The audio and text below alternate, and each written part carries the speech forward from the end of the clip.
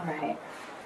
Word of Life Church is my home. I come here week after week because without it I don't feel complete, that I'm missing something in my life. And I know it's just not the church because it's God. God is here in this church and He is real and He is alive. And come here, and the pastors were here when I was little, and I grew up listening to that teaching, and it was really a foundation for me as an adult. And now that I'm back, it's like I'm home. And I hope that, I know that people continue, they are also home when they're here. We're a big family. It's very loving. It's very caring.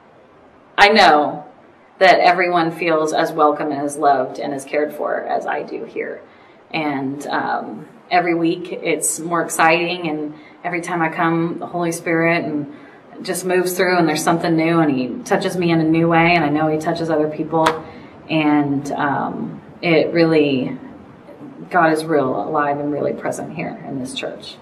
And I love it. It's my home. So please come. Please come. You're welcome here anytime. Bring your friends, bring your family. We'd love to see you. We'd love to have you here, be part of our family.